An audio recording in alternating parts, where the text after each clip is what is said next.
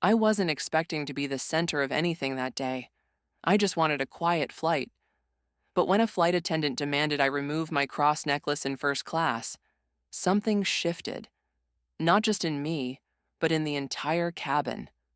What happened next revealed something deeper, and no one, especially not the airline, was ready for what followed. What does it cost to stand your ground? In this case, it started with a necklace. It was just before 7 a.m. when I arrived at Phoenix Sky Harbor Airport, carry-on in hand. I had a meeting in Boston later that day. Nothing high profile, just business. The first class seat wasn't for luxury. It was for quiet. Time to think, reply to emails, maybe grab a nap. The gate agent smiled and scanned my pass. First class, 2A. Enjoy your flight, Ms. Leavitt. I nodded and stepped onto the jet bridge. Standard routine, but that day wasn't going to be routine at all. As I settled into my window seat, I noticed the calm, the kind of stillness just before takeoff. Passengers were laughing, one couple sharing stories about their new puppy. Then she appeared, tall, polished, mid-40s, name tag reading Heather. She walked straight to me, no smile, no small talk, just stared at my necklace.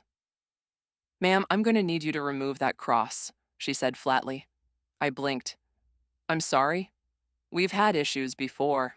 It's better for everyone if you take it off now. First class needs to remain neutral and inclusive." I looked down at my necklace. A 2-inch silver cross. Quiet. Personal. "It's important to me. I'd rather not remove it," I said gently. She didn't flinch. "If you don't comply, we may have to ask you to exit the aircraft." That's when the cabin quieted. A man 2 rows behind me set down his newspaper. A woman paused mid-conversation. I stayed calm. "I'd like to speak with your supervisor." Moments later, a younger crew member named Daniel approached, claiming to be the flight lead. His tone was more professional, at first. "We've had concerns in the past about visible religious symbols in premium cabins. They can make others uncomfortable. I asked the obvious. Did anyone complain today?" Silence. Heather looked away. Daniel hesitated. And then the man in 2B, silver hair, navy sweater, spoke up. "She's done nothing wrong. I've been sitting here the whole time." Then more voices. "Why is this even an issue?" "It's a necklace. It's freedom of expression." The curtain parted. The captain walked through, late 50s, steady posture, nameplate reading Captain Price. "Ms. Leavitt, I've been briefed. Would you mind telling me what happened?" I recounted the exchange.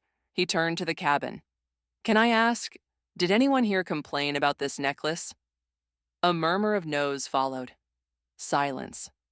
The captain looked at me and said simply, "That should have never happened. Please stay seated. We'll handle it." Then a voice behind me said something I hadn't expected. "Wait, is that Karoline Leavitt? Like from the White House?" Heads turned. Phones came out. I didn't say yes or no, but the energy shifted. Suddenly, I wasn't just a woman defending her faith. I was a public figure standing up for religious freedom, and everyone on board knew it. The plane touched down in Boston. The tension didn't. 2 uniformed airline officials were waiting at the gate. A woman in a navy blazer introduced herself as Elena from Guest Relations. Polite, rehearsed. "We'd like to apologize, Ms. Leavitt. There is no policy banning religious jewelry.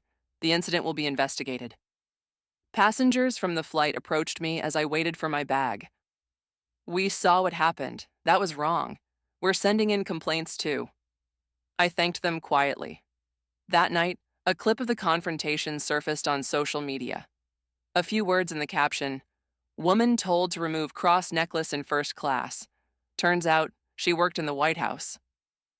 By morning, it had 2.3 million views. I hadn't planned to speak publicly, but the story was no longer mine alone. So I posted a video.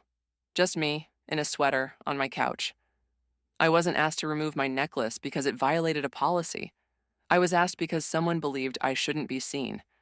That's not neutrality. That's discrimination. Whether it's a cross, a hijab, a Star of David, whatever you believe, you shouldn't have to shrink yourself to fit someone else's comfort. 3 days later, I received a handwritten note from Heather. I'm sorry. I let personal bias cloud my judgment. I hope you can forgive me. I reread that line. Then I wrote back, accountability matters, but so does growth. I hope you treat future passengers with the dignity they deserve. This wasn't about first class or airline policy. This was about thousands of quiet moments people endure when they're told, subtly or directly, hide who you are. I just happen to have a platform, but many don't. A woman from Ohio messaged me saying she once removed her Star of David at a job interview out of fear. A teenager from Florida said she wore her faith pendant again because of my story. That's why I spoke. Some moments are bigger than they appear. It starts with a necklace. It ends with a question. Who else is being told to disappear a little every day? You don't need a viral clip to stand up for what matters. You just need conviction. And sometimes, a silver cross and a quiet voice can shake the cabin.